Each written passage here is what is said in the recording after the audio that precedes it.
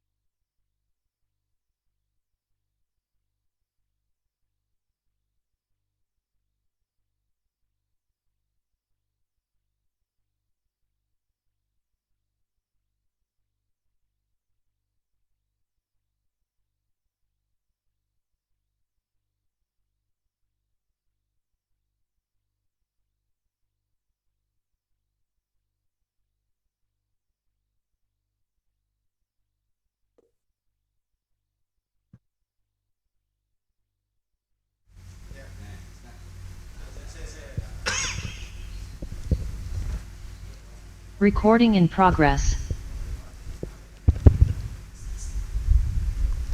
Bismillahirrahmanirrahim. Assalamualaikum warahmatullahi wabarakatuh.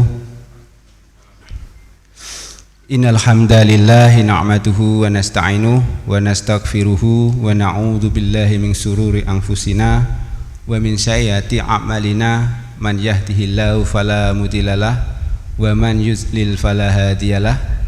Asyhadu an la ilaha illallah wa asyhadu anna Muhammadan abduhu wa rasuluh la nabiyya wa rasulah ba'da. Alhamdulillah, Sobat Pendekar Mengaji Channel, malam ini kita mengadakan acara Expo Rajab tepat pada tanggal Sabtu 19 Februari 2022. Insya Allah dalam acara ini akan mengambil tema besar, yaitu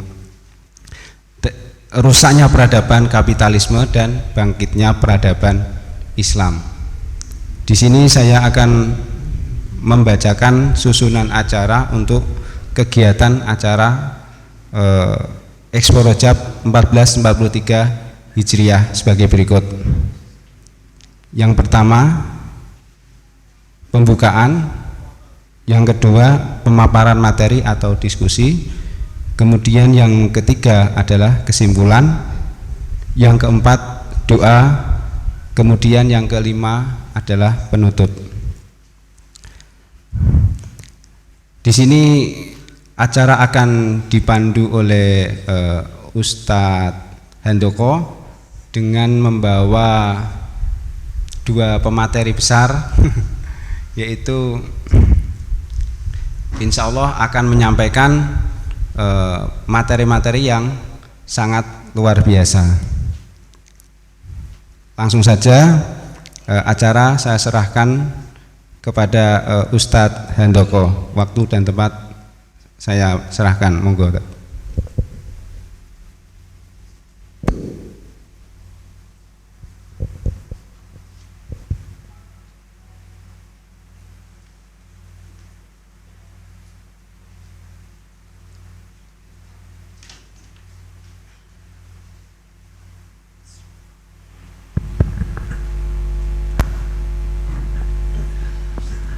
Bismillahirrahmanirrahim. Assalamualaikum warahmatullahi wabarakatuh. Assalamualaikum warahmatullahi. Alhamdulillah wassalatu ala rasulillah wa ala alihi wasahbihi wa mawalah. Asyhadu an la ilaha illallah wahdahu la syarika lahu wa asyhadu anna Muhammadan abduhu wa rasuluh. La nabiyya wa la rasulah ba'da. Alhamdulillah, terima kasih Mas Teknyo sudah memberikan pengantar. Baik, para pemirsa yang dirahmati oleh Allah, pada malam hari ini kita dari channel mengaji, pendekar mengaji ya, mengadakan diskusi politik Islam ya, yang bertemakan rusaknya peradaban Barat, kapitalis dan bangkitnya peradaban Islam. Ya, agenda pada malam hari ini merupakan rangkaian daripada Expo Rojab 1443 Hijriah, 101 tahun tanpa khilafah.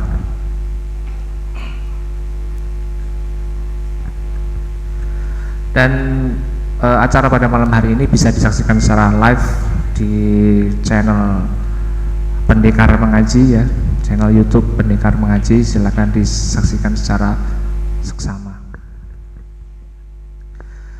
Baik, para pemirsa yang dirahmati oleh Allah Subhanahu wa taala, hampir seluruh ekonomi di dunia pada saat ini mengadopsi ideologi kapitalis dengan fondasi sekulernya sebagai sistem ekonomi. Dengan dominasi atas ekonomi global, kemiskinan dan ketidaksetaraan telah mencapai kepada titik saat sekarang ini, yaitu 3/4 dari semua kekayaan berada di tangan hanya 1/10 dari populasi dunia.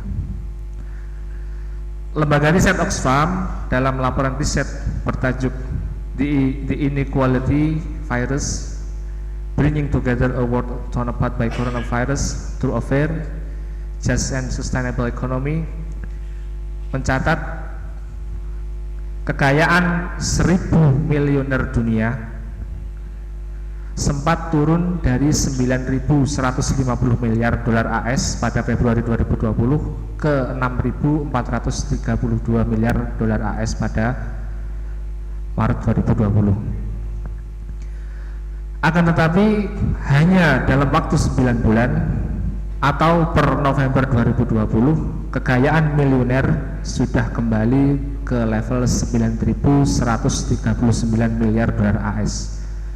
Dengan kata lain, selama periode kurang dari 1 tahun, para miliuner dunia ini berhasil menambah kekayaan sebesar 2.707 miliar dolar AS.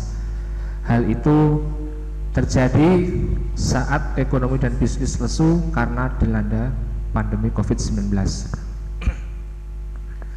Jika kekayaan itu didistribusikan secara merata, maka jumlahnya sudah lebih dari cukup untuk mencegah terjadinya penambahan kemiskinan sebagai akibat dari pandemi. Oxfam memperkirakan biaya untuk mencegah 226 juta orang yang jatuh di bawah kemiskinan, di bawah garis kemiskinan, itu sesuai dengan prediksi Bank Dunia hanya memerlukan anggaran 88 miliar dolar AS. Baik, para pemirsa yang dimuliakan oleh Allah, sistem kapitalisme sekuler yang saat ini juga diterapkan di Indonesia serta di negeri-negeri Muslim lainnya tidak akan pernah bisa menghasilkan kebaikan dan kemajuan. Karena sistem ini adalah sistem yang rusak dan bertentangan dengan akidah Islam. Sistem ini nyata-nyata menjauhkan umat Islam dari harta miliknya yang paling berharga, yaitu kecintaan kepada agama Allah Subhanahu wa taala. Karenanya sistem ini tidak pernah sungguh-sungguh mendapatkan dukungan dari umat. Bagaimana akan tercipta kebaikan dan kemajuan bila sistemnya yang diterapkan tidak sepenuhnya mendapat dukungan daripada rakyatnya? Bila sistem yang diterapkan sejalan dengan akidah umat, maka akan terbentuk sinergi yang produktif antara sistem dengan dengan umat, sehingga akan terjadi dinamika yang luar biasa di tengah-tengah masyarakat. Dalam bentangan sejarah dunia, Islam telah terbukti berhasil membangkitkan masyarakat dari yang sebelumnya hidup dalam kebodohan dengan sebuah kebangkitan yang luar biasa, dan kebangkitan itu tidak pernah bisa ditandingi oleh kebangkitan yang terjadi dalam masyarakat manapun. Masyarakat Islam itu menjadi masyarakat yang mulia, yang mengawali terbentuknya peradaban agung yang berkemajuan. Itulah masyarakat Islam pertama dalam naungan daulah Islam, yang disebut juga daulah khilafah pertama di Madinah Al-Munawwarah. Selama lebih dari 1 milenium, peradaban Islam yang gemilang menjadi mercusuar bagi seluruh umat manusia. Baik, langsung saja kita masuk kepada diskusi. Sebelumnya kami akan memperkenalkan para pembicara pada malam hari ini. Yang pertama hadir di tempat yang jauh, pemateri yang pertama di ruang Zoom meeting ya. Ada Ustadz Fatkur Rahman, beliau ini ulama muda Madiun. Kita sapa dulu. Assalamualaikum Ustadz. Assalamualaikum Ustadz. Iya. Ya, beliau saat ini sedang berada di ruang Zoom meeting, tidak berada di lokasi ya. Kemudian pemateri yang kedua adalah Ustadz Muhammad Suwardi Basri. Beliau ini merupakan pengamat politik Islam. Kemudian yang tengah sebelah saya ini adalah Ustadz Pujo Nugroho. Beliau adalah pegiat ekonomi syariah.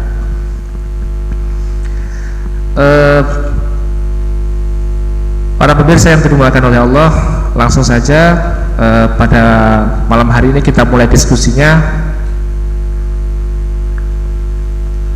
Untuk yang pertama, saya ingin mengawali diskusi malam ini dengan Ustadz Fatkur dari ruang Zoom meeting. Ustadz Fatkur sudah terhubung ya?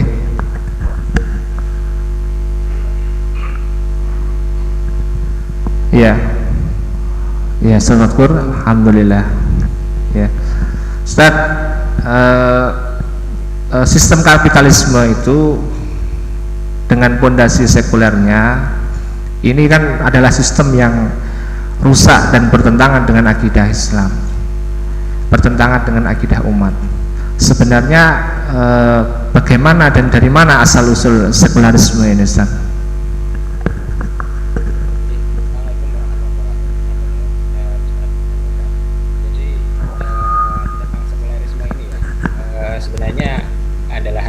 Yang sehari-hari kita rasakan, tetapi mungkin umat Islam banyak yang belum paham apa itu sekularisme, karena ini istilah asing dari lahir dari dinamika peradaban Islam. Jadi kalau kita membahas tentang apa itu sekularisme adalah paham yang diyakini bahwasanya Tuhan itu diyakini keberadaannya, tetapi aturannya itu dibuang tempat sampah gitu. Jadi itu gampangannya ngomong gitu. Artinya dalam sekularisme itu ada pemisahan antara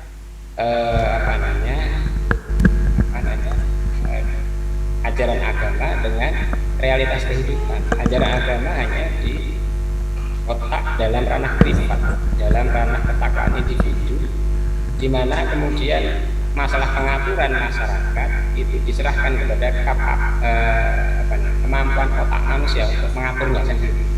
Jadi kalau kita pikir-pikir sebenarnya mirip-mirip ya dengan itu cara berpikirnya iblis itu.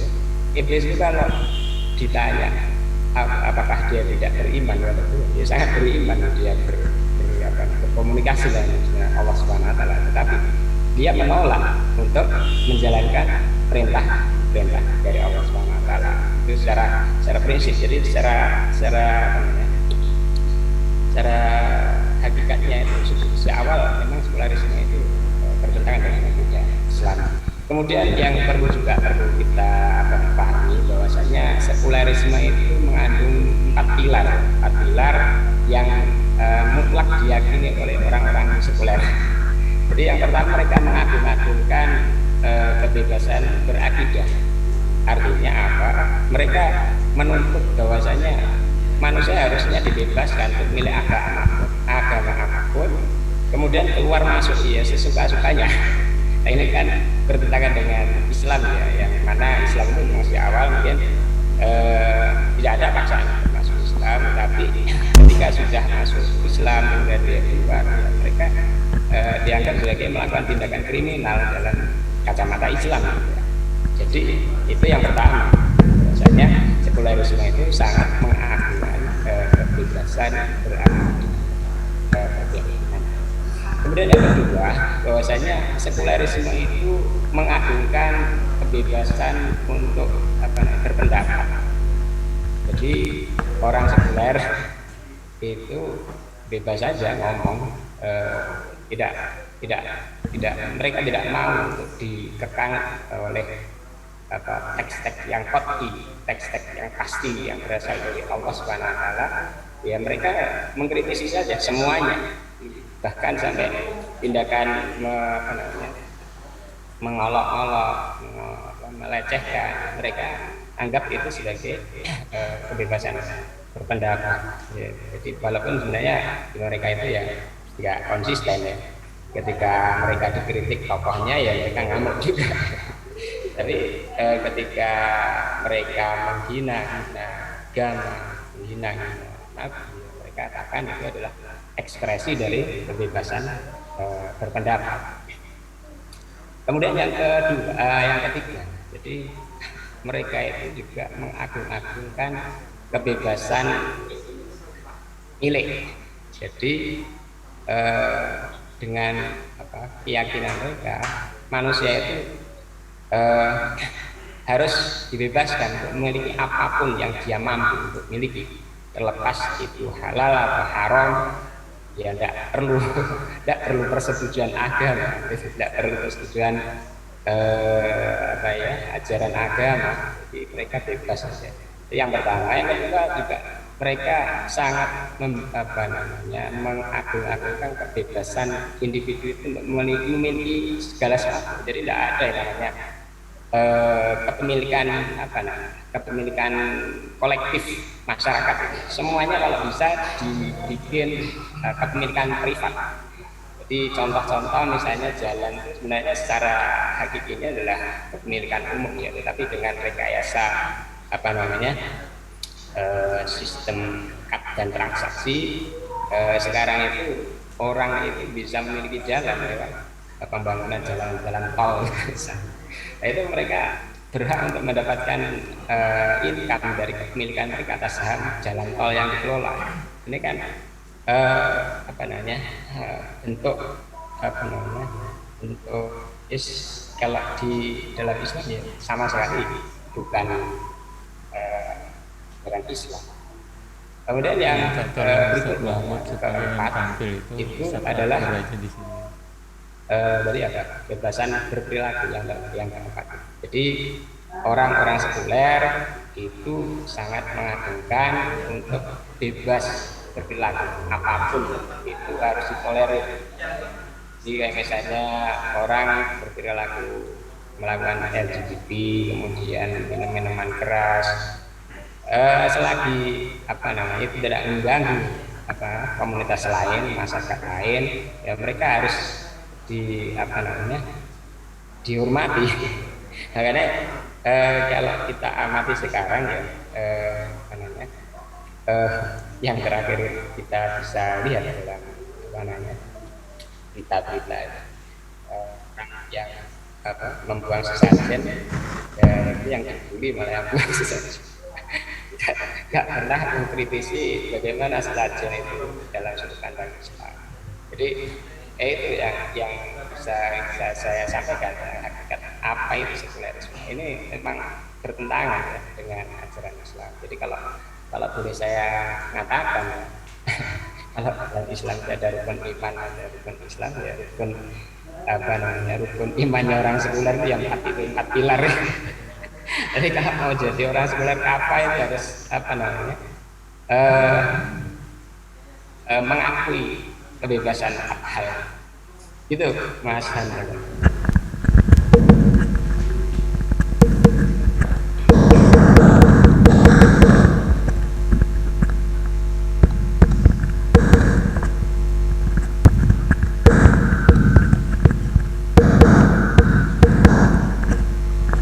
Iya, iya,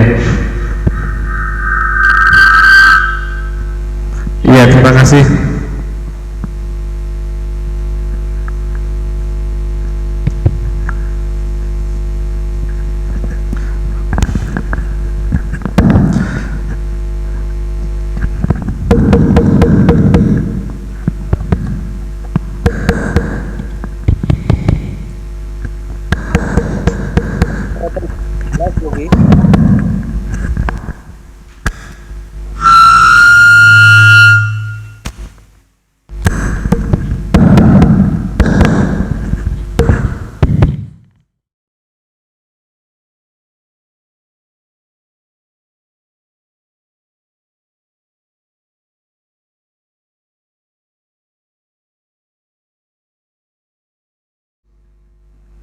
Sekularisme, ya, saya mencatat bahwa sekularisme itu memiliki 4 pilar, ya. Kata beliau tadi kalau mau jadi sekularis yang kafah itu harus punya meyakini, ya.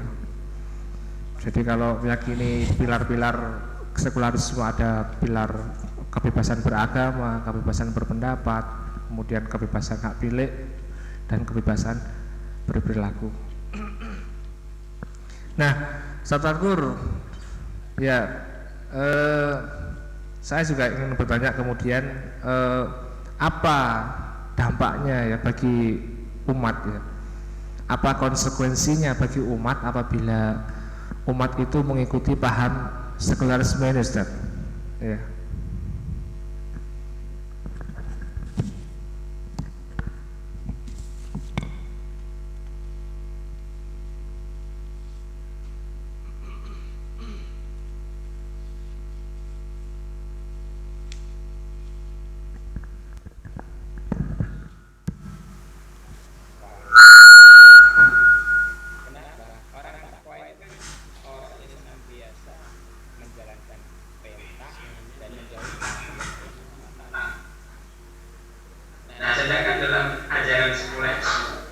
Itu untuk membebaskan diri dari ajaran agama apapun agama. Ini agama yang kita arti banyak, ya, sama yang semuanya punya gitu. Ketika umat Islam mengikuti sekularisme, dampaknya ya bisa jadi yang pertama kayak misalnya dalam sisi akidah, memudahkan konformiti, sinkretisme, mencampur adukan, kemudian dari sisi kekayaan umat Islam akan menjadi eksploitasi oleh orang-orang kafir. Kenapa? Karena ketika kita mengkaji dari ajaran Islam, mereka akan membedakan keinginan mereka yang tidak bisa kita dengan akidah Islam syariat. Karena mereka tidak akan ikut, tidak akan menerima ajaran Islam.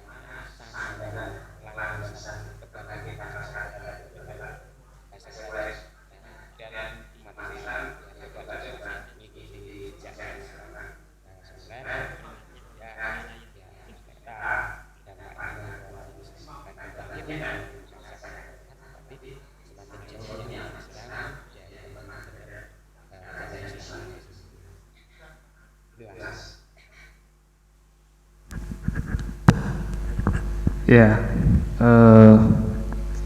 jadi memang sekularisme ini sangat berbahaya sekali bagi akidah umat ya.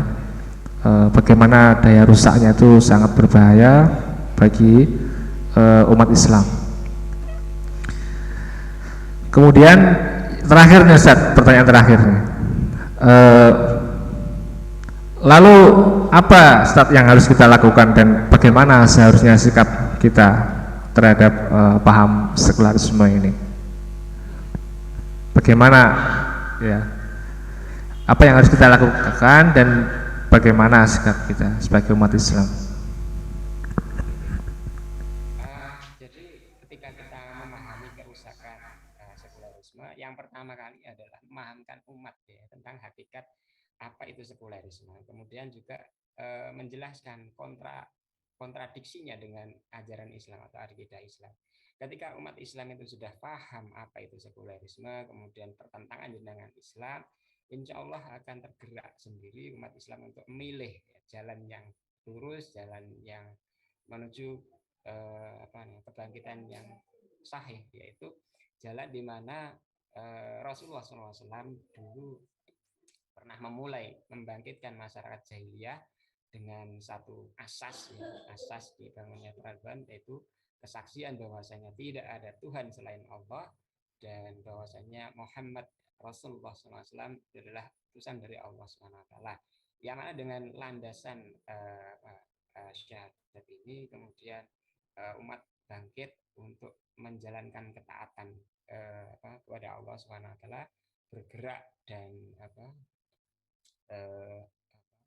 mengembangkan ajaran Islam ini ke seluruh penjuru dunia. Kemudian juga memahami bahwasanya kebangkitan yang sahih ini mendudukkan ilmu pengetahuan itu sebagai sarana untuk melaksanakan atau mengimplementasikan akidah Islam dan syariat-syariat Islam. Kan seperti sekarang ilmu pengetahuan sekarang itu didudukkan sebagai hal yang berseberangan, bahkan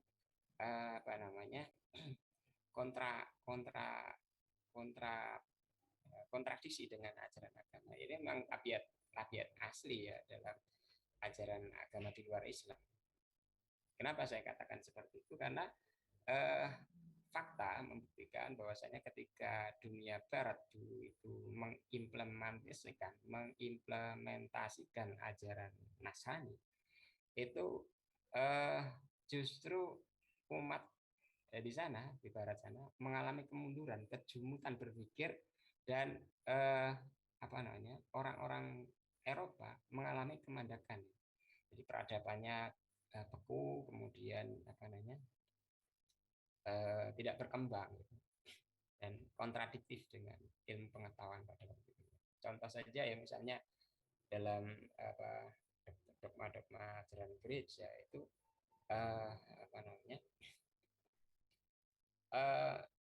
ajaran agama itu tidak boleh diajarkan kepada semua umat ya, hanya orang-orang tertentu saja, kalangan bangsawan, kalangan pendeta gitu. Sedangkan orang-orang awam ya itu dilarang. Nah, ini kan kontraproduktif dengan ciri-ciri kemajuan. Kemajuan itu kan ditandai dengan bergeraknya pemikiran manusia untuk menyelesaikan masalah-masalah kehidupannya.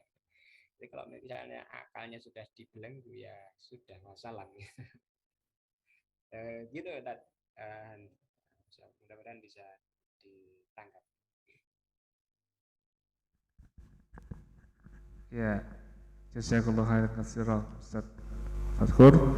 Jadi memang umat Islam itu harus benar-benar paham apa itu sekularisme, bahwa sekularisme itu memang sangat berbahaya. Dia itu merupakan paham yang memisahkan agama dari kehidupan ya, meminggirkan ajaran agama dalam kehidupan, yang artinya manusia itu menjalani kehidupan ini menjadi tanpa ada kontrol dari agama. Nah, itu sangat berbahaya sekali, berbahaya di dunia, terlebih lagi berbahaya di akhirat. Baik, Terima kasih Ustaz Fatkur atas partisipasi panjenengan. Meskipun dari jauh, alhamdulillah, masya Allah, beliau masih menyempatkan diri untuk memberikan ilmunya kepada kita semua. Untuk sesi berikutnya kita langsung kepada pemateri yang kedua, yaitu Ustadz Pujo Nugroho. Beliau ini adalah aktivis atau pegiat ekonomi syariah, ya. Assalamualaikum Ustaz. Waalaikumsalam warahmatullahi wabarakatuh. Gimana kabarnya Ustaz? Alhamdulillah. Alhamdulillah, ya. Gini Ustaz, terkait dengan sekularisme tadi yang dijelaskan oleh Ustaz Fatkur, bahwasanya beliau lebih banyak menjelaskan bahwa terkait pemisahan agama dari kehidupan, ya Ustaz. Lalu apakah sekularisasi itu juga terjadi di bidang yang lain? Dalam hal ini tentu saja ekonomi, Ustaz. Gimana? Bismillahirrahmanirrahim. Alhamdulillahirabbil alamin. Allahumma sholli ala Muhammadin wa ala alihi wa sahbihi ajmain, amma ba'd. Baik, matur suwun, terima kasih. Pertanyaannya adalah apakah sekularisasi juga terjadi di bidang ekonomi, ya. Seperti halnya kita ketahui bahwa Islam ini adalah agama yang syamil, yang sempurna. Di Al-Quran itu dijelaskan, a'udzubillahi minasyaitonirrajim, wa nazzalna 'alaikal kitaba tibyana likulli syai' wa hudan wa rahmatan wa busra lil muslimin.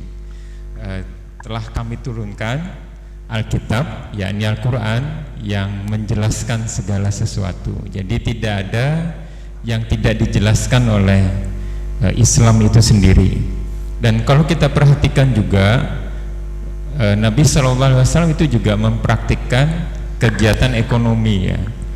Meskipun ketika beliau sudah diangkat sebagai Rasul, beliau hampir seluruh waktunya, bahkan seluruh waktu beliau itu digunakan untuk berdakwah. Beliau menyampaikan kepada istri beliau, la rohata ba'dal yaum, tidak ada istirahat lagi setelah hari ini. Nah, tapi sebenarnya kegiatan ekonomi itu adalah kegiatan manusia. Ketika kaum muslimin hijrah dari Mekah ke Madinah, dan Nabi SAW memegang kekuasaan di sana, itu juga ada kegiatan ekonomi, ada kegiatan tijarah, bisnis, ada pasar, dan kegiatan secara umum itu juga diatur oleh Nabi SAW. Dan ini artinya bahwa Islam itu mengatur kegiatan ekonomi, bahkan kebijakan makroekonomi sebuah negara itu dipraktikkan oleh Nabi SAW. Nah, namun yang kita lihat saat ini, semenjak runtuhnya kekhilafahan 1924 Masehi, dan ini kita bulan Rajab, ya, kurang lebih 101 tahun runtuhnya ini, kita tidak melihat apa yang dipraktikkan tadi.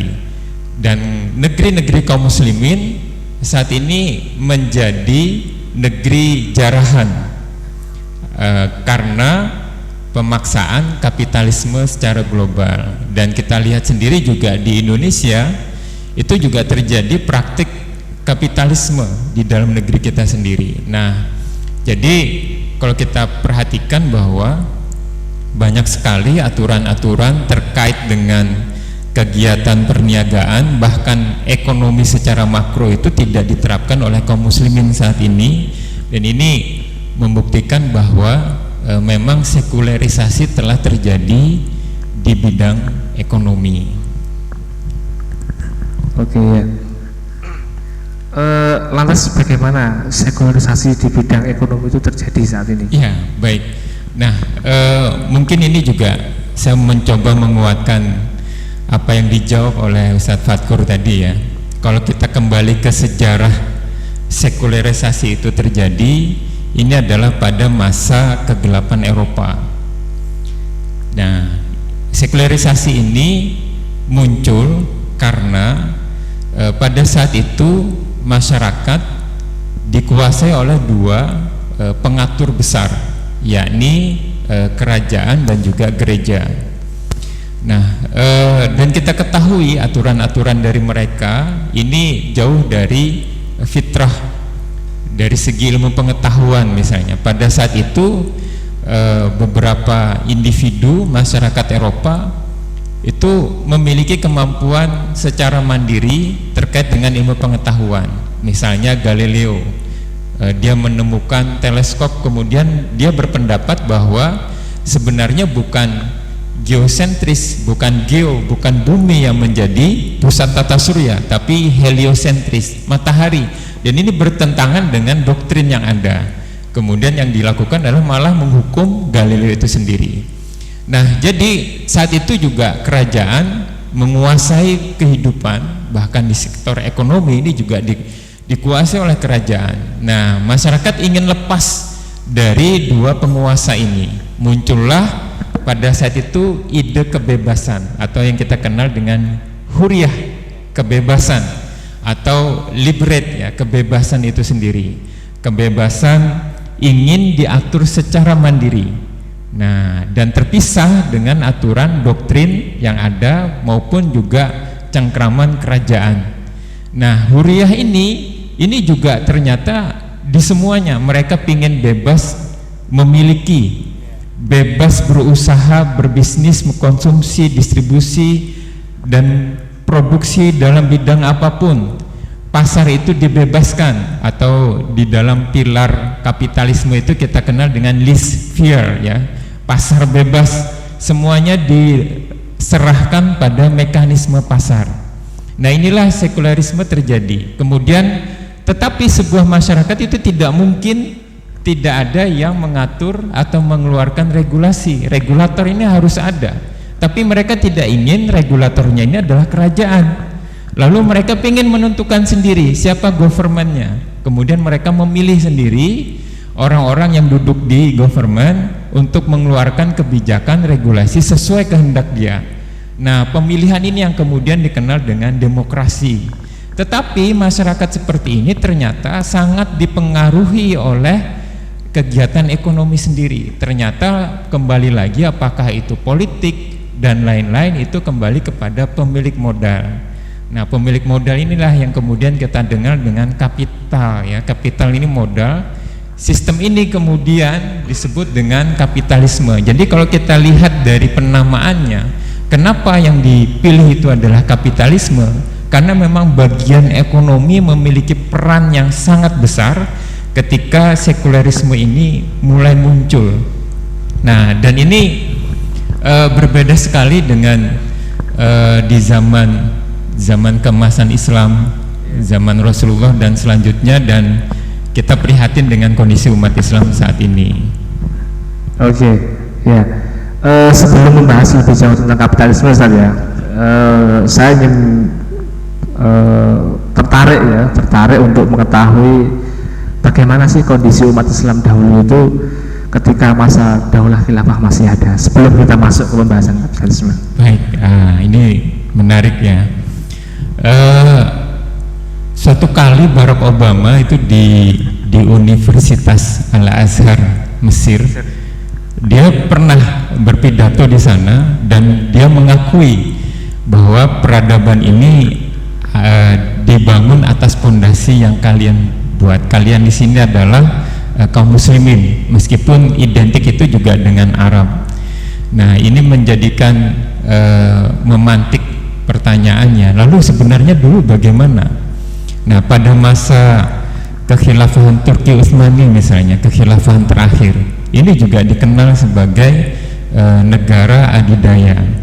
Mundur kemudian misalnya kita ke Abbasiyah atau ke Cordoba. Nah, Umayyah II, Cordoba ini ibu kota dari Andalusia.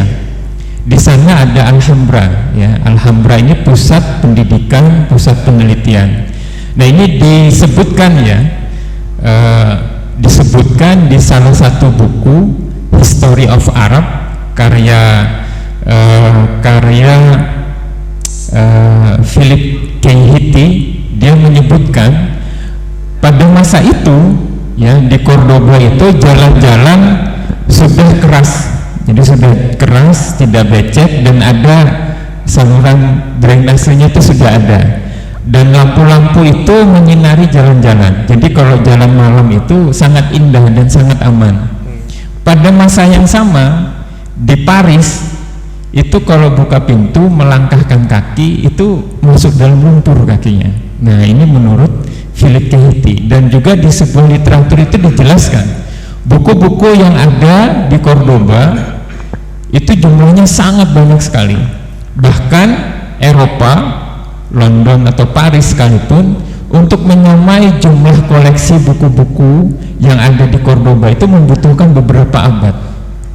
Ini luar biasa. Bahkan saya pernah mendapat foto orang Eropa yang habis pulang dari Cordoba. Jadi di Eropa ini pada masa kegelapan itu penuh mitos, kemudian untuk mengkonfirmasinya, mendudukkannya, mereka harus pergi dulu ke Eropa, ke Cordoba, dan ini letaknya juga masuk pada Eropa karena Spanyol. Nah baru mereka pulang dari sana itu baru yang benar itu seperti apa. Dan sarjana-sarjana dari Cordoba itu pulang dari sarjana yang Eropa pulang dari Cordoba itu membawa kebiasaan baru, kebiasaan yang lagi trending saat itu, berbahasa campur bahasa Eropa, apakah Inggris atau Perancis, itu bercampur dengan bahasa Arab. Pakaiannya itu juga ikut-ikut seperti itu. Nah ini pada masa Cordoba. Kemudian pada masa Abbasiyah kita kenal ada Harun ar-Rasyid, kemudian dilanjutkan oleh anaknya itu ada Baitul Hikmah, pusat riset dan pusat pendidikan. Jauh lagi kemudian di Umayyah itu juga luar biasa. Ada bahkan astronom Islam itu namanya Al-Batani. Beliau ini yang melanjutkan penelitian orang Eropa yang stuck, dan dilanjutkan oleh Al-Batani. Dia menemukan titik aphelium. Titik aphelium ini kemudian dia bisa menghitung jarak matahari dengan bumi, hingga kemudian dia bisa menghitung dalam 1 tahun itu adalah 365 hari 5 jam sekian menit sekian detik. Dan ini membuat kalender Romawi pada saat itu harus dikoreksi. Nah belum lagi kita bicara tentang ada Al-Khawarizmi, Al-Haythami, dan ini dipakai sampai saat ini. Bayangkan misalnya astronomi tadi, dan sampai sekarang bintang-bintang itu masih bernama nama Arab banyak sekali. Bahkan istilah-istilah astronomi misalnya azimut, nadir itu dipakai sampai saat ini. Artinya apa? Artinya peran kemajuan teknologi pada saat itu tidak saja untuk Islam, tapi menyeluruh bahkan sampai saat ini. Jadi ini memang luar biasa teknologi pada saat itu. Ada misalnya di kimia itu juga kita kenal ada sakarida, ada disakarida, ada polisakarida, ada monosakarida. Disakarida nanti turun ada glukosa dan lain-lain. Sakarida itu dari bahasa Arab, sakar, manis. Dan ini kita berharap mudah-mudahan memang kaum muslimin bisa merasakan lagi masa kegemilangan ini. Dan menjadi pertanyaan adalah mengapa teknologi, mengapa ilmu pengetahuan yang saya ajukan pada saat ini, pada kesempatan ini membuktikan bahwa urusan-urusan yang primer, yang pokok itu sudah selesai, hingga kemudian kegemilangan di bidang ilmu pengetahuan dan teknologi ini begitu maju sekali. Nah mungkin demikian. Masya Allah, luar biasa ya. Di saat Eropa itu masih dalam kegelapan ya, khilafah itu sudah sedemikian maju ya, baik dari segi infrastruktur, kemudian ilmu pengetahuan, dan teknologinya sudah sangat maju sekali, berbeda jauh dengan Eropa ya pada saat itu. Iya, luar biasa, Masya Allah ya. Kalau kita bicara tentang masa keemasan Islam ini ya gak ada habisnya ya. Dan kita semua tentu berharap hal tersebut akan terulang kembali di masa depan namanya. Baik, mungkin bisa dijelaskan Ustaz, kenapa kok kondisi sekarang ini sangat berbeda jauh dengan kondisi umat Islam terdahulu? Gimana? Baik, jadi kondisi saat ini yang berlaku adalah dunia atau negara-negara yang menjadi adidaya saat ini memaksakan sistem yang kemudian menjadikan kaum muslimin sebagai negeri jarahan ya. Kita lihat seperti yang moderator sampaikan tadi, begitu dalam ketimpangan yang terjadi ya. Saya juga dapat data ya, kalau Oxfam ini menyebutkan tahun 2018 itu 1% populasi orang kaya di dunia itu menguasai 82% total kekayaan dunia. Kemudian tahun 2017 itu Oxfam mengeluarkan hasil studinya khusus di Indonesia. 4 orang terkaya di Indonesia itu setara dengan 100 juta orang miskin di Indonesia. Nah ini bahkan Direktur PBB, Direktur Program Pangan Dunia PBB itu menyatakan bahwa 2% kekayaan Elon Musk itu cukup untuk menanggulangi kemiskinan yang terjadi, yang kurang lebih tadi 88 miliar US dollar. Nah jadi ini bukti-bukti bahwa kapitalisme ini terjadi dan merugikan kaum muslimin. Nah kalau kita lihat ya, dan ini merugikan kita karena memang mayoritas sumber daya alam ini ada di negeri-negeri kaum muslimin begitu. Dan kapitalisme ini juga dia sebagai sebuah sistem, ini adalah sistem yang rusak dan merusak, tidak sesuai dengan fitrah manusia. Ini kita bisa lihat ya, misalnya kritikan saya kepada kapitalisme ya, misalnya di sektor non real ada pasar saham, ada pasar mata uang misalnya. Ini menyebabkan krisis itu sendiri ya. Di Al-Qur'an itu sebutkan kaila yakuna dulatan bainal agniya'i minkum, agar kekayaan itu tidak saja beredar pada orang-orang kaya di antara kalian. Nah ini perintah Islam agar harta itu dibelanjakan, tidak boleh ditimbun, atau kanzul mal itu dilarang di dalam Islam. Nah krisis kapitalisme saat ini praktiknya adalah sektor non real itu lebih besar dibandingkan dengan sektor real. Ini saya punya data ya, di sektor non real itu perputaran uang itu adalah 1,5 triliun US dollar per hari.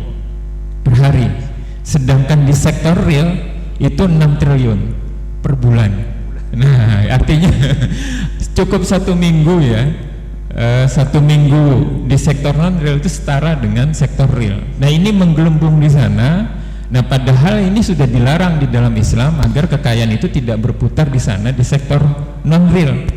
Dan ini misalnya juga terjadi di Indonesia. Saya punya data September 2021 itu dana yang disimpan di deposito sampai akhir 2021 itu ada 7.000 triliun rupiah, luar biasa.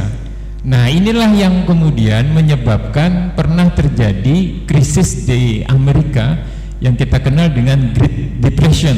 Great Depression ini tahun 1920. Saat itu ekonomi Amerika begitu maju, kemudian orang-orang mulai tertarik menanamkan uangnya membeli saham dari semua kalangan. Nah ini terus naik, harga saham terus naik, terus bagus. Nah ternyata ini menimbulkan masalah karena sektor real uang itu sedikit yang beredar, yang belanja sedikit, pabrik-pabrik ini tidak ada aktivitasnya, makin berkurang, kemudian tenaga kerja mulai dikurangi, kemudian menimbulkan resesi pertama. Kemudian ini menimbulkan kepanikan di kalangan masyarakat pada saat itu. Mereka mulai menjual sahamnya, ramai-ramai menjual sahamnya, sampai pernah di Black Tuesday ya, itu dalam 1 hari itu pernah menjual sahamnya sebanyak 12,9 juta lembar per hari. Dan itulah terjadi ledakan Great Depression akibat sektor non-real ini begitu besar. Nah, ini juga terjadi ya di Indonesia misalnya dengan fiat money misalnya. Bayangkan Amerika menjajah negeri kaum muslimin dengan mata uang, mereka bisa mencetak dolar kapanpun berapapun mereka mau akibat pengkhianatan perjanjian Bretton Woods. Kemudian mereka bisa mencetak dolar, kemudian membeli sumber daya alam kita. Ini adalah hal yang benar-benar tidak adil dan ini merugikan kita kaum muslimin. Iya, yang paling nyata jelas terjadi itu kan ketimpangan antara sektor non real dan sektor real. Nah, itu tadi adalah konsep dari kapitalisme ya misalnya. Sekarang bagaimana sih konsep dari Islam itu sendiri ya? Baik. Nah, dalam Islam, jadi kalau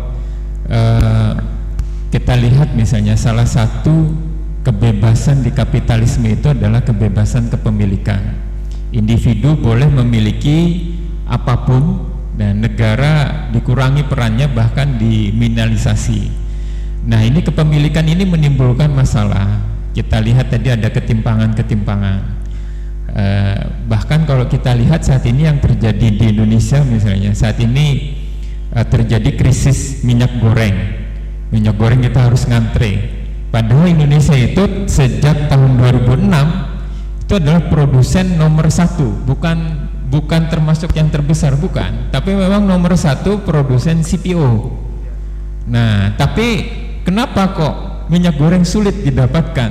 Nah, ini karena memang negara tidak menguasainya, diserahkan kepada swasta, diserahkan kepada private. Nah, ini tidak boleh, dilarang di dalam Islam. Kita juga sempat dengar misalnya PLN krisis batu bara untuk PLTU-nya karena DMO domestic market obligation-nya, pasar domestik dalam negeri harus dipenuhi dulu. Jangan diekspor, apakah itu CPO, apakah itu batu bara, dipenuhi dulu. Ternyata harga CPO dan harga batu bara itu lagi tinggi di luar negeri, kemudian para pengusaha ini memilih untuk menjualnya. Nah, negara tidak memiliki peran. Ini jelas dilarang di dalam Islam. Dalam Islam kepemilikan itu ada 3, kepemilikan individu, bukan berarti pula individu tidak boleh memiliki seperti halnya sosialis komunis. Individu boleh memiliki. Nah, kemudian ada kepemilikan umum.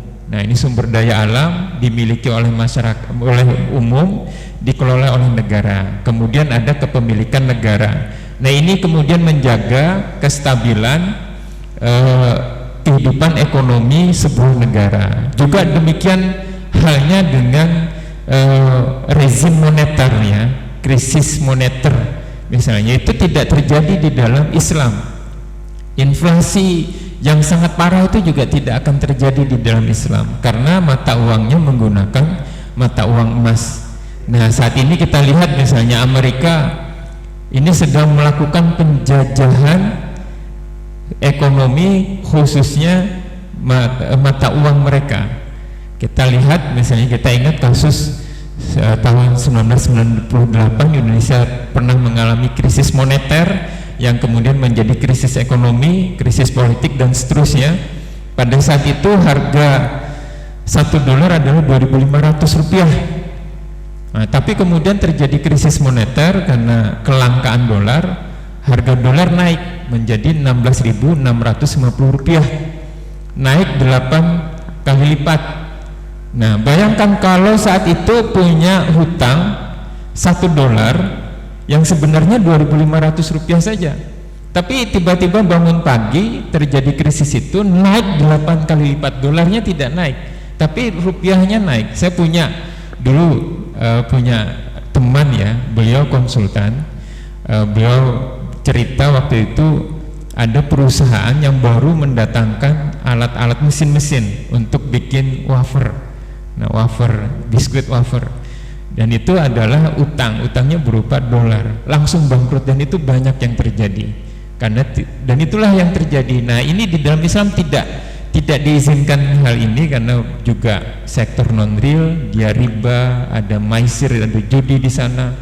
Ini tidak ada ruang di dalam Islam untuk apa yang terjadi seperti ini. Mungkin demikian. Iya, sangat gamblang sekali ya penjelasan dari Ustadz Pujo Nugroho ini. Ya memang dampak dari sekularisasi di bidang ekonomi itu juga tidak kalah mengerikan daripada di bidang agama ya. Bagaimana ketimpangan itu antara si kaya dan si miskin itu semakin hari semakin melebar, menganga ya Ustadz. Oke, terima kasih Ustadz Pujo Nugroho atas penjelasannya yang sangat luar biasa. Kita next kepada Ustadz Muhammad Suhadi Basri ya. Beliau merupakan pengamat politik Islam ya. Kita sapa dulu. Assalamualaikum Ustadz. Waalaikumsalam warahmatullahi wabarakatuh. Sehat Ustadz? Alhamdulillah. Alhamdulillah ya. Tadi kita sudah mendengarkan banyak sekali pemaparan dari Ustadz Fathur, Ustadz Pujo ya. Ya sangat luar biasa sekali pemaparan dari dua pemateri kita sebelumnya. Bagaimana sistem kapitalisme sekuler itu merusak akidah dan merusak sistem ekonomi umat. Nah, kita juga ingin tahu Ustadz, sekarang bagaimana sih prakteknya sistem kapitalisme sekuler itu dari sisi politik Ustadz? Ya. Itu ya. Pertanyaannya. Iya. Iya, baik. Bismillahirrahmanirrahim. Kalau ditanya tentang bagaimana kerusakan dari sistem politik kita sekarang, ya, sesungguhnya kita bisa mengacu kepada peristiwa yang sangat faktual gitu ya, bahwa sesungguhnya politik di dalam current sistem kapitalisme ini sama sekali tidak berjalan gitu. Ambillah contoh tadi yang disampaikan oleh Ustadz Pujo tadi tentang migas, tentang migor ya, yang sekarang jadi komoditi yang langka gitu. Langka bukan karena barangnya itu ndak ada, barangnya ada ya. Dipaparkan tadi bahwa kita ini produsen sawit terbesar di dunia ya, terbesar ya, betul ya gitu. Tetapi untuk mendapatkan minyak goreng kita itu kesulitan.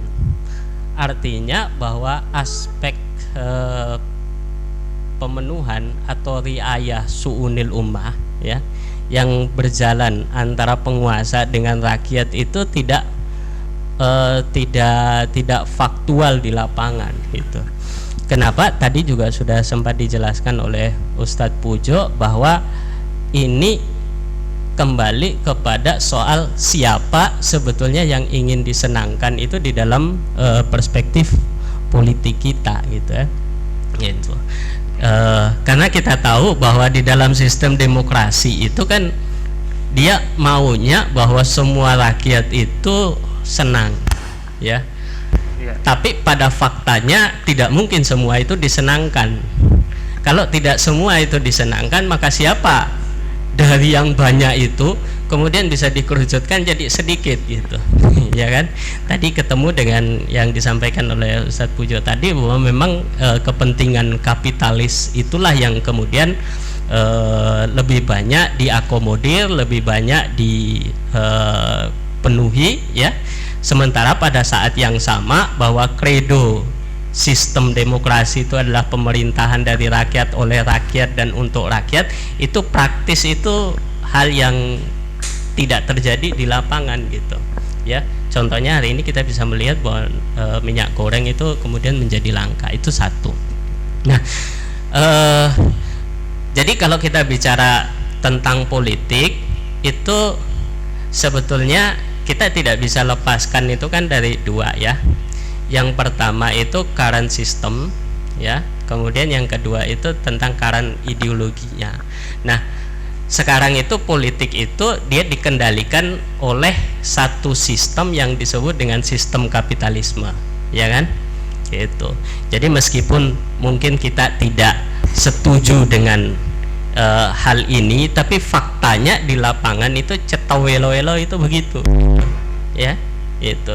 Jadi seperti kita kalau bicara tentang misalnya sekarang tentang apa yang disebut dengan ancaman radikalisme, itu kan wilayah yang senantiasa muncul itu ketika itu dipadankan dengan apa yang disebut dengan kebinekaan, kan, karena kebinekaan. Jadi begitu ada orang pakai cingkrang ditabrak dengan itu tidak berbineka, gitu kan. Ada orang pakai gamis itu ditabrak dengan itu, ada orang pakai jilbab ditabrak dengan itu. Jadi Pancasila itu hadir pada soal-soal begitu.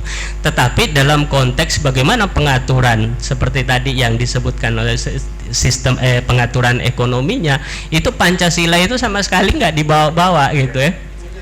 Bicara soal wadas itu apakah bicara Pancasila, gitu kan? Bicara penguasaan kepemilikan umum itu apakah itu bicara Pancasila, dan seterusnya. Jadi ini yang ya. Jadi ini yang saya kira kemudian menjadi satu persoalan, gitu.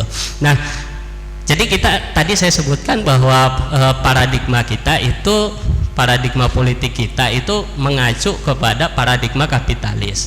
Nah, ada prinsip dasar sebetulnya kalau kita baca di dalam prinsip kapitalisme itu, ya, adalah satu paham yang disebut dengan paham kebebasan, ya.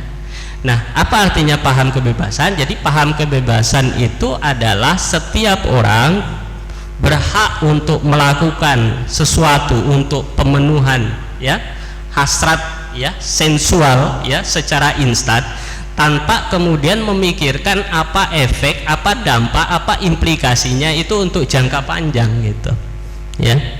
Nah, ini yang kemudian betul-betul merasuki pikiran mereka, gitu.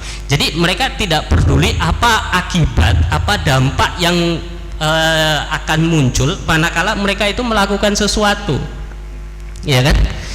Coba kita bisa bayangkan kalau di medan politik kita itu bagaimana bisa satu keputusan penting, ya, itu diputuskan itu dalam waktu yang sangat cepat, dalam waktu yang sangat kilat, ya. Kalau dulu kita tahu ada misalnya usulan undang-undang Omnibus Law, itu masih agak panjang itu, ya kan, meskipun setelah mau diputuskan ternyata masih banyak perubahan-perubahannya, kan, gitu. Jadi sudah disahkan tapi ternyata naskahnya banyak yang belum baca juga, gitu. Itu satu contoh. Nah, yang kalau kita lihat dalam konteks yang baru ini seperti IKN itu justru jauh lebih cepat lagi ya, jauh lebih cepat lagi, gitu, ya. Bahkan saya kalau mulai berasumsi sebetulnya tidak perlu legalitas atau legitimasi DPR, ya. Jadi kalau misalnya mau diputuskan oleh presiden lewat perpu, ya, perpindahan ibu kota, itu jadi itu barang ya, itu. Cuma ada semacam kesan untuk menimbulkan bahwa ini adalah proses politik yang ingin dicapai, ini yang harus dilalui dan seterusnya, sehingga kemudian tetap sebetulnya hasil akhirnya itu nggak jauh beda, mau diputuskan lewat perpu atau mau diputuskan lewat ini. Alhasil sebetulnya apa yang muncul di publik itu adalah bahwa memang ini hasrat atau ini kepentingan, yang kepentingan itu jauh dari kepentingan orang banyak. Siapa sih misalnya yang setuju IKN itu? Itu kalau kita bikin survei ya nggak sampai referendum lah, ya. Itu saya kira 80% itu bakal menolak, gitu kan, pemindahan ibu kota. Tapi ini kemudian hasilnya jangan, gitu. Nah, tapi apa dampaknya? Itu yang saya kira itu alpa di dalam proses pembuatan keputusan-keputusan politik. Itu yang saya kira kalau kita lihat, kalau kita potret dalam kasus di Indonesia. Nah, bagaimana kalau kasus di luar? Saya kira juga sama, ya,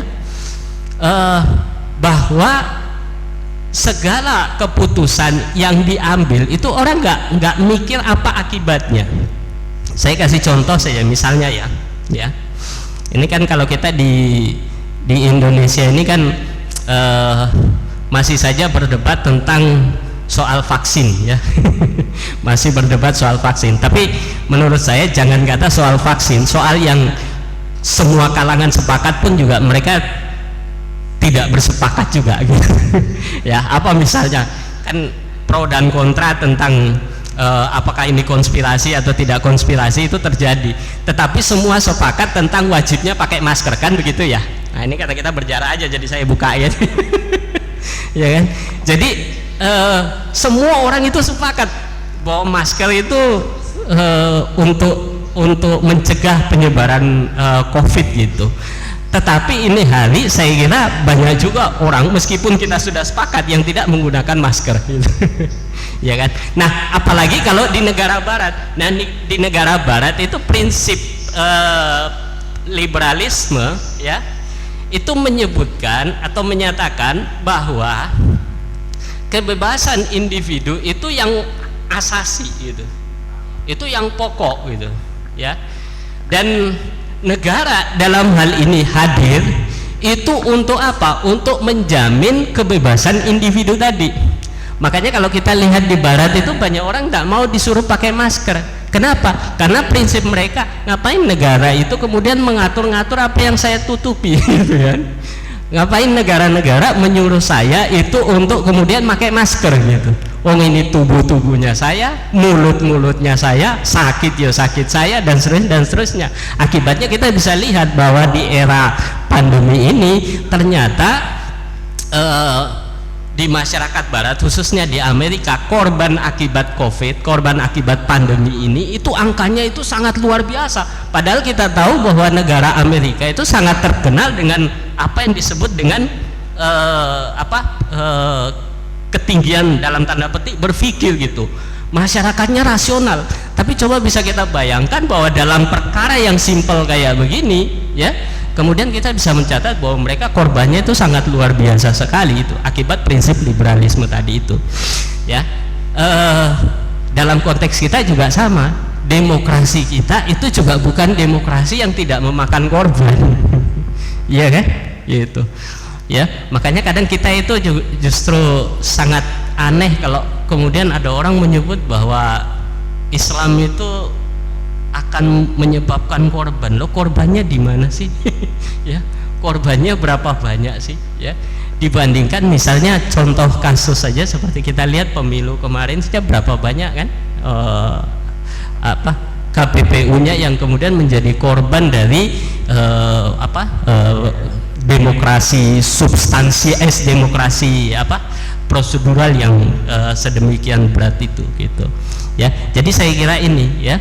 Jadi alhasil saya ingin sebenarnya mengatakan bahwa di dalam politik di dalam sistem politik demokrasi yang ada di dalam sistem kapitalisme ini memang urusan rakyat itu memang tidak didahulukan. Yang didahulukan itu adalah kepentingan tertentu. Siapa? Kepentingan orang yang menguasai demokrasi gitu. Siapa? Ya mereka kaum oligarki, baik oligarki ekonomi maupun oligarki politik gitu. Iya, terima kasih Ustaz, panjang sekali penjelasannya ya, mulai dari siapa sebenarnya yang paling berkepentingan dalam politik kapitalisme ini, kemudian dari pengamalan demokrasi sendiri yang sebenarnya secara faktual ternyata tidak berjalan di lapangan. Ternyata slogan dari rakyat oleh rakyat untuk rakyat itu pun cuma sekedar omong kosong belaka. Nyatanya berbagai macam kebijakan yang dibuat oleh pemerintah itu nyata-nyata tidak sama sekali tidak melibatkan rakyat ya sebenarnya. Bahkan seperti katakanlah undang-undang IKN tadi ya dikatakan beliau sangat singkat sekali, sangat kilat ya, diputuskan ya kalau tidak salah sebulan itu ya, kalau tidak salah undang-undang IKN itu diputuskan. Nah itu gambaran bagaimana buruknya sistem politik dalam kapitalisme. Nah sekarang saya ingin bertanya, bagaimana gambaran tentang politik dalam Islam? Nah tadi sudah politik dalam kapitalisme ya, sekarang gambaran politik dalam Islam. Iya.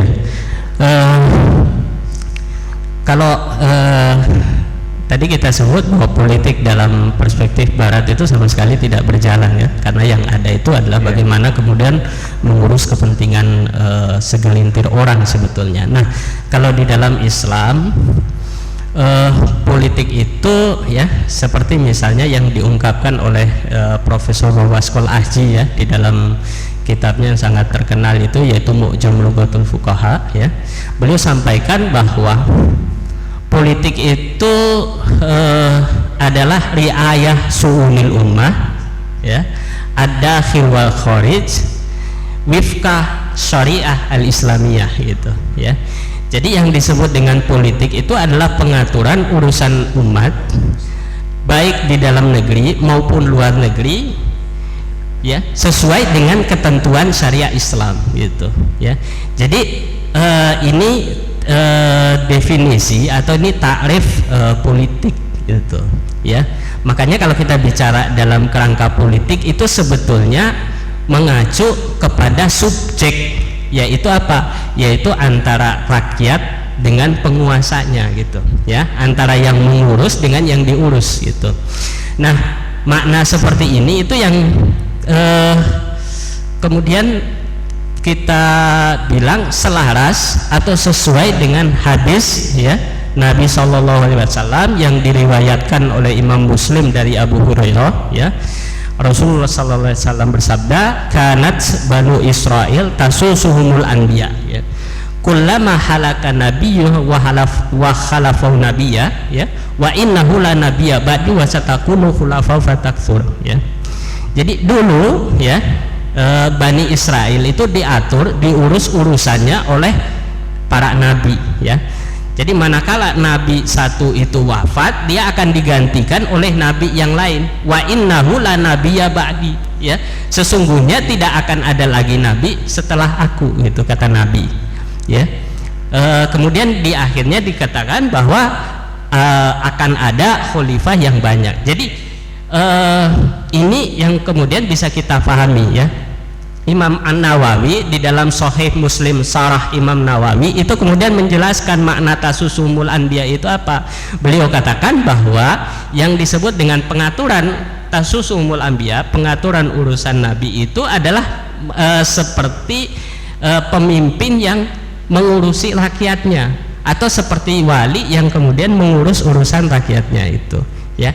Jadi ini konteksnya politik dalam Islam. Nah, maka kemudian di hadis tadi yang terakhir disebut ya bahwa akan ada khalifah yang jumlahnya banyak. Artinya apa? Artinya bahwa para khalifah itulah yang kemudian nanti melakukan aktivitas pengaturan urusan umat. Maka sebenarnya ya tidak mengherankan bahwa ketika para ulama itu kemudian membahas tentang politik ya, membahas tentang politik, tentang siasah ya, itu akan selalu dikaitkan dengan soal-soal imamah, tentang soal khilafah gitu ya. Jadi kalau kita bicara konteks politik Islam itu tidak bisa kita lepaskan daripada konteks kita membahas tentang khilafah, karena khilafah inilah yang kemudian dia melakukan aktivitas riayah su'unil ummah itu secara praktis, dan umat kemudian melakukan aktivitas yang disebut dengan koreksi dan muhasabah gitu. Jadi kalau di dalam Islam sebetulnya kita punya dua dimensi politik ya. Yang pertama itu yaitu melakukan aktivitas amar ma'ruf nahi mungkar, dan kita tahu bahwa amar ma'ruf nahi mungkar yang paling afdol, yang paling tinggi, yang paling utama itu kan adalah kepada penguasa, karena dialah yang melakukan aktivitas riayah su'unil ummah gitu. Jadi berbagai macam kebijakan, berbagai macam keputusan, berbagai macam regulasi yang dikeluarkan oleh negara, dalam hal ini umat Islam itu wajib untuk melakukan hak politiknya ya. Wajib untuk kemudian menggunakan hak politiknya itu untuk kemudian melakukan aktivitas koreksi gitu terhadap penguasa gitu ya. Jadi ini saya kira menjadi sesuatu yang unik, menjadi sesuatu yang khas ya, bahwa sistem politik di dalam Islam itu berbeda ya secara diametral itu dengan sistem politik yang ada di dalam demokrasi gitu kan, atau di dalam sistem yang ada sekarang itu. Jadi apa yang berjalan di tengah-tengah kita sekarang ini bukanlah sistem politik yang dibangun berdasarkan kepada prinsip-prinsip Islam gitu. Jadi itu gambaran politiknya begitu. Baik, ya secara garis besar bahwa politik dalam Islam itu adalah riayah su'unil ummah, yaitu pengatur urusan umat menggunakan syariah Islam ya. Tentu dengan kewajiban bagi rakyatnya untuk senantiasa melakukan kontrol ya, karena melakukan amar ma'ruf nahi mungkar, dan sebaik-baik amar ma'ruf nahi mungkar adalah melakukan muhasabah kepada penguasa. Nah, baik, alhamdulillah seluruh sesi tanya jawab sudah kita laksanakan. Nanti ada tanya jawab ya, Ustaz Tekno dari forum di ruang Zoom meeting. Nanti ada tanya jawab.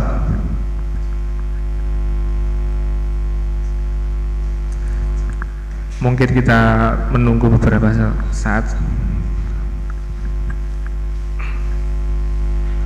Kita tunggu panitia apakah ada.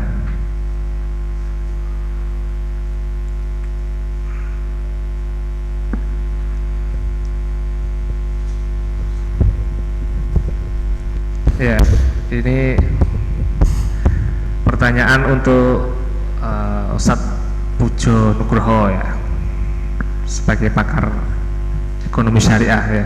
Ustadz,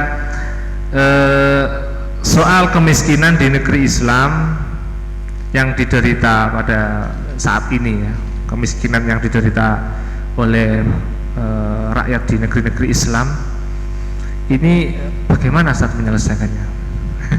Ya.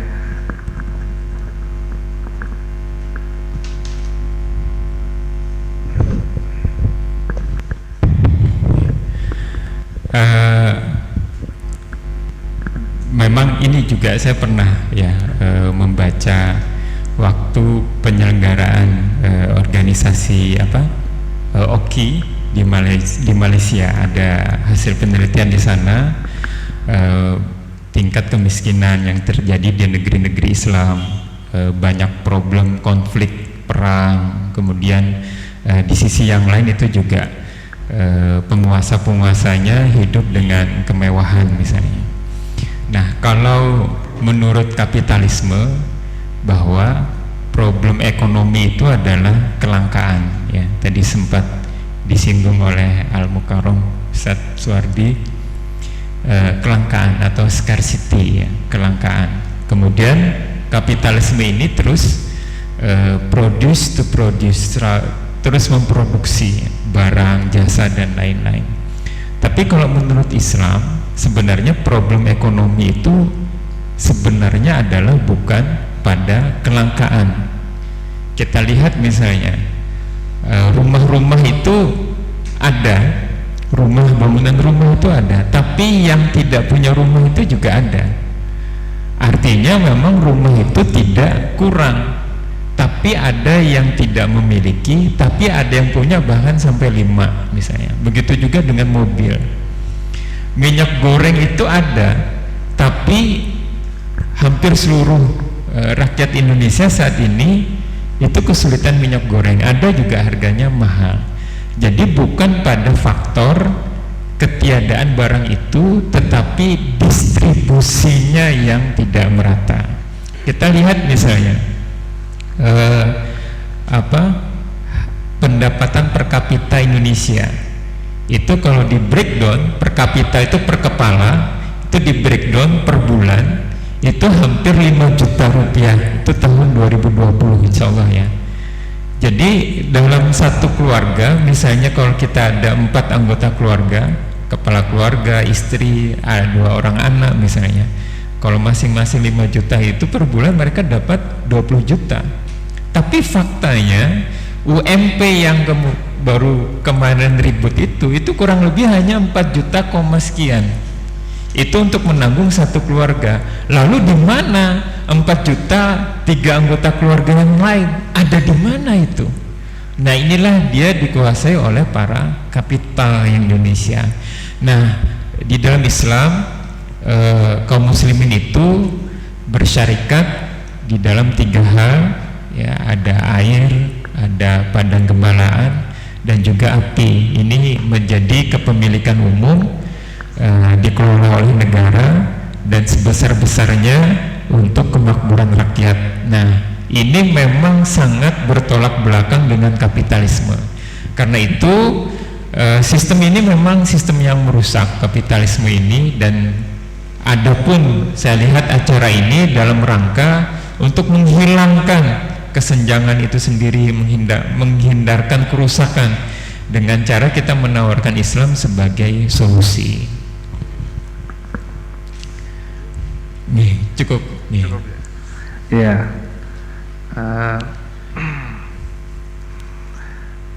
Mungkin pertanyaan berikutnya, ya, ada, kita batasi ya, 3 pertanyaan ya, 3 pertanyaan.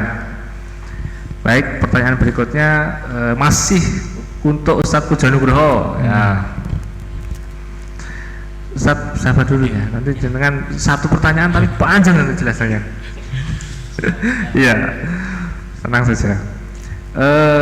Ustadz Pujo, ini mungkin apa juga sebagai closing statement ya.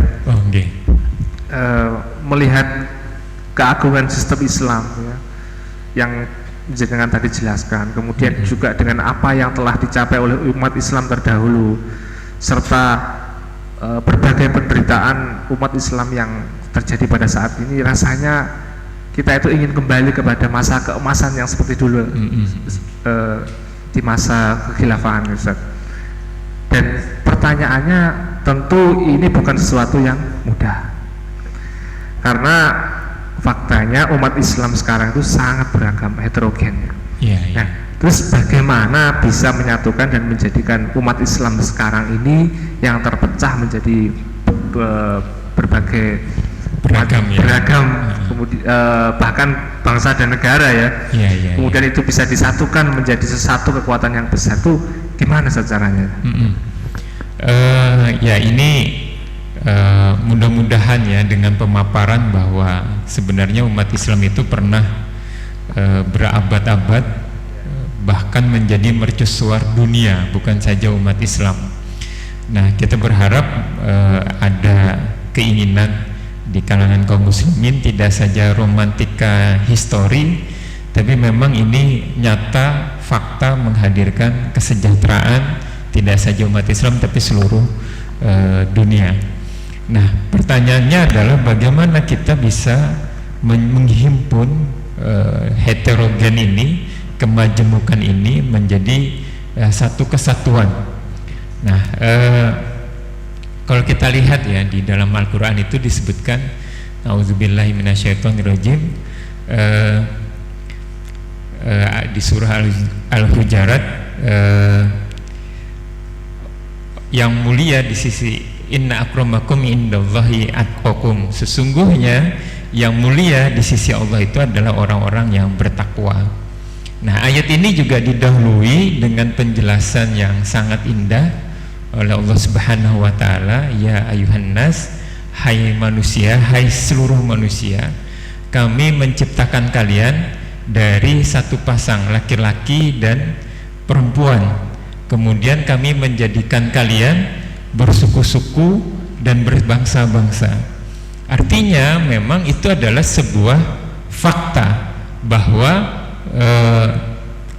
kaum manusia ini memiliki beragam suku dan beragam bangsa. Ini adalah fakta dan ini diakui di dalam Al-Quran.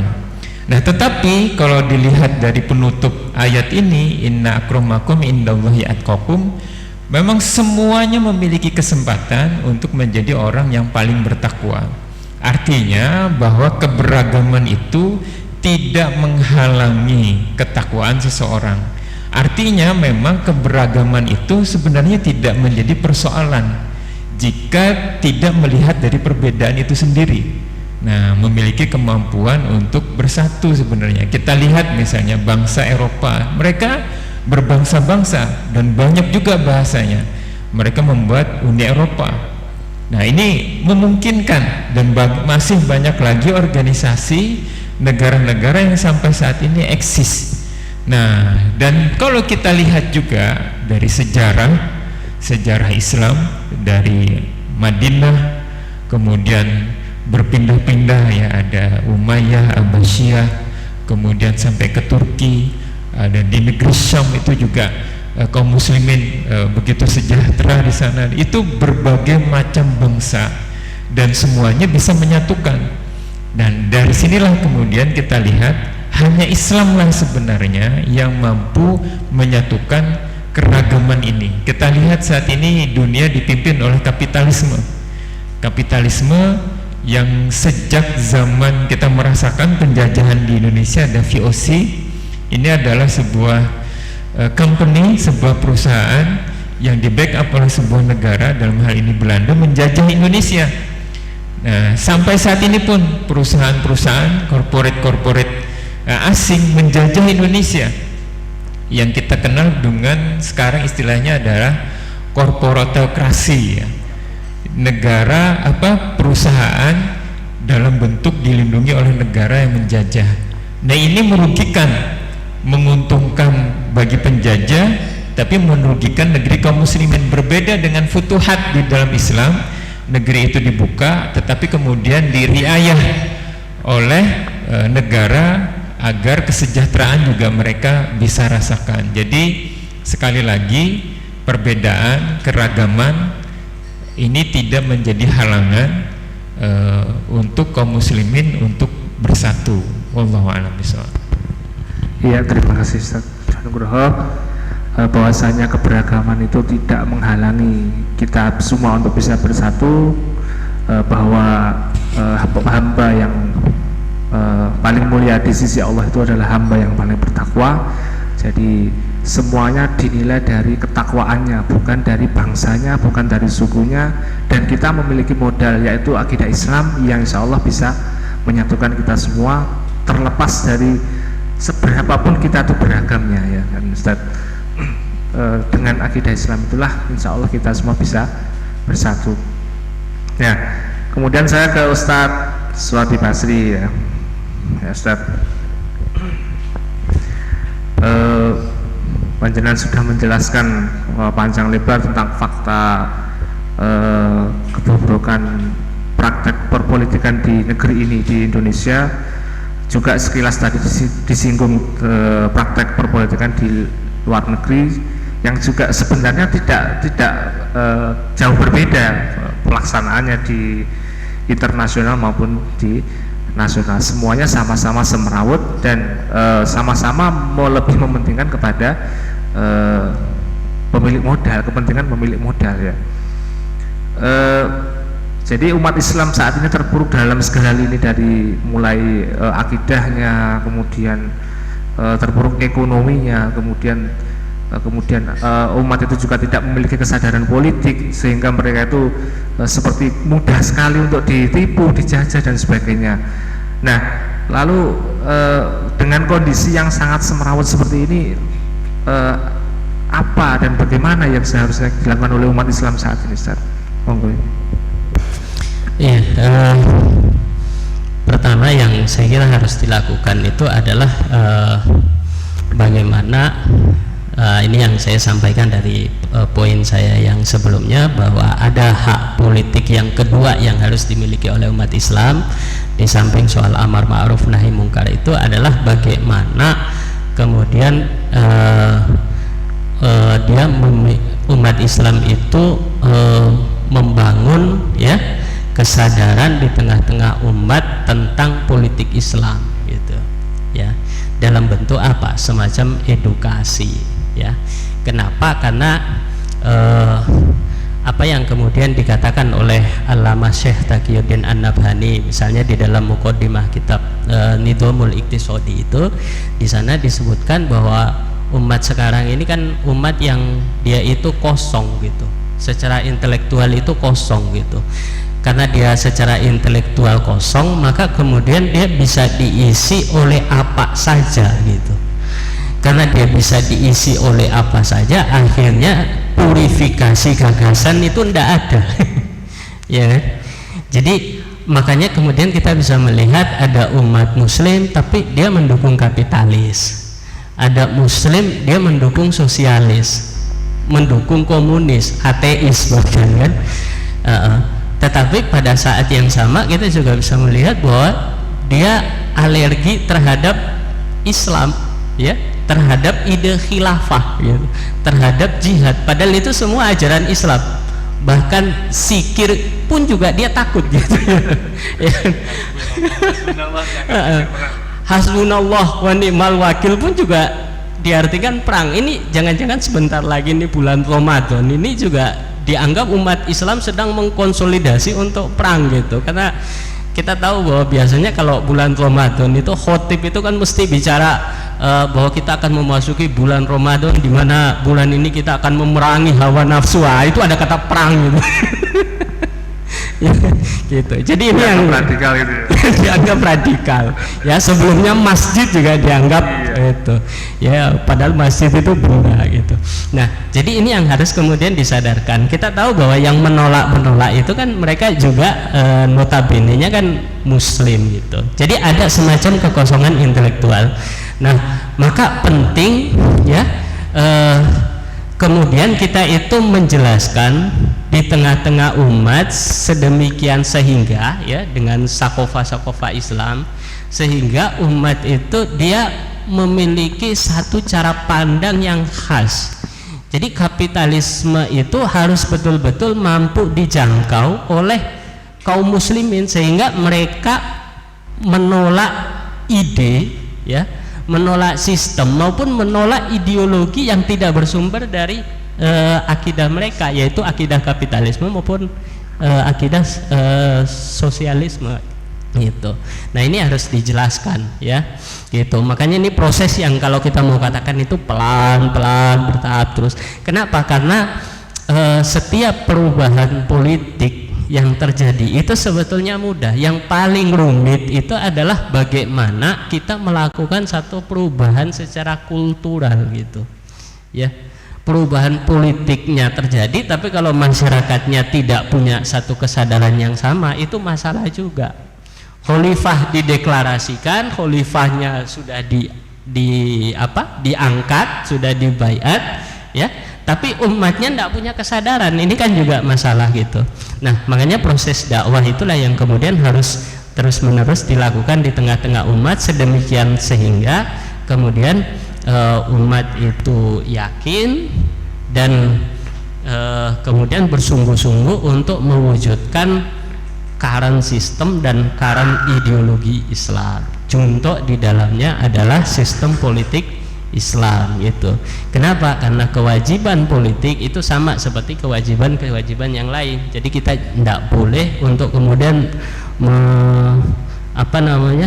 mensegregasi ya, mendikotomi ya, bahwa itu kewajiban itu terlalu abot, kewajiban itu terlalu berat, kewajiban itu terlalu ini kita kerjakan yang ringan. Enggak, di dalam Islam semua kewajiban itu positioningnya sama gitu ya. Sehingga saya kemudian sering mengatakan ya bahwa kita bisa mulai dengan dakwah ya, dengan mengkaji Islam secara basic, secara dasar ya. Kemudian kita punya visi untuk terwujudnya satu kehidupan Islam gitu ya. Jadi tidak boleh dikotomi, tidak boleh disegregasi, tidak boleh dipisahkan gitu kan antara satu kewajiban dengan kewajiban yang lain. Dan saya kira ini memang pekerjaan yang sangat berat, tapi sudah dimulai dari dulu sehingga kita tinggal melanjutkan saja gitu kan gitu ya. Saya kira itu. Baik, terima kasih penjelasan dari Ustaz Suhadi Basri.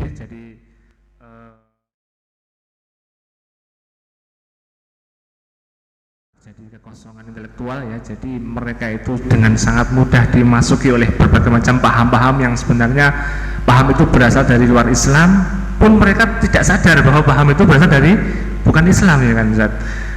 Sekularisme tadi contohnya itu termasuk paham-paham yang dijajahkan kepada oleh kaum kafir kepada umat muslim yang pada saat ini umat muslim itu terjadi kekosongan intelektual, dan pada akhirnya mereka itu sangat mudah sekali dijajah, dan mereka juga memiliki kesadaran politik yang sangat rendah, ya. Oleh karena itu umat Islam saat ini harus disadarkan tentang adanya politik Islam, juga adanya visi misi ke depan untuk melanjutkan kehidupan Islam, yaitu kehidupan menuju daulah al-khilafah, ya.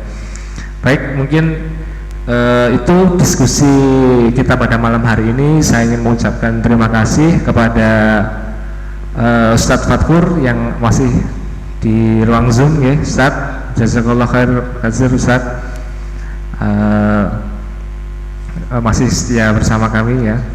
Kemudian Ustadz Pujo Nugroho, terima kasih sekali penjelasan beliau soal ekonomi, baik dari sisi kapitalis maupun dari ekonomi Islam juga sangat luar biasa sekali.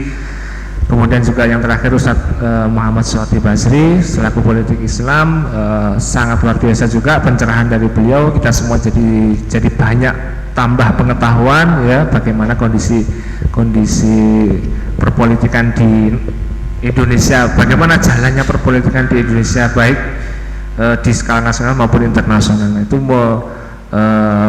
menambah pengetahuan kita tersendiri, ya. Terima kasih. Saya selaku host mengucapkan mohon maaf apabila ada kekurangan. Untuk selanjutnya waktu dan tempat saya kembalikan kepada Ustadz Teknyo. Akhirul kalam, assalamualaikum warahmatullahi wabarakatuh. Waalaikumsalam warahmatullahi wabarakatuh.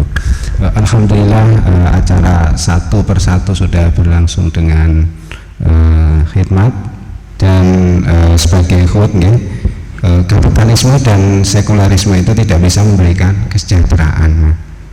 Kini saatnya kita beralih dari kapitalisme, kita alihkan menuju syariat Allah di dalam naungan khilafah. Nah, demikian acara diskusi politik yang dilakukan oleh kelompok diskusi politik Islam Madiun. Nah, acara ini insya Allah akan ditayangkan ulang, ya, di channelnya Pendekar Mengaji Madiun, ya. Bagi rekan-rekan yang ingin melihat ulang nanti insya Allah linknya akan kita bagikan lagi. Baik, demikian acara sudah berlangsung semua. Terima kasih saya ucapkan kepada seluruh panitia yang sejak sore hingga malam hari ini begitu luar biasa, ya. Alhamdulillah acara sudah berakhir. Kami ucapkan terima kasih kepada seluruh panitia dan juga kepada seluruh peserta, ya, pemirsa. Ini saya ucapkan banyak terima kasih atas segala salah.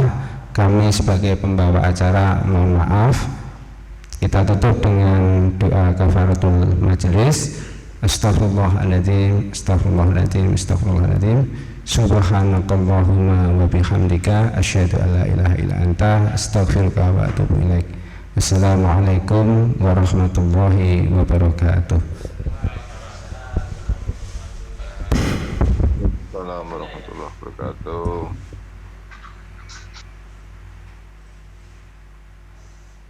Recording stopped. Waalaikumsalam warahmatullahi wabarakatuh. Materinya mantap. Alhamdulillah.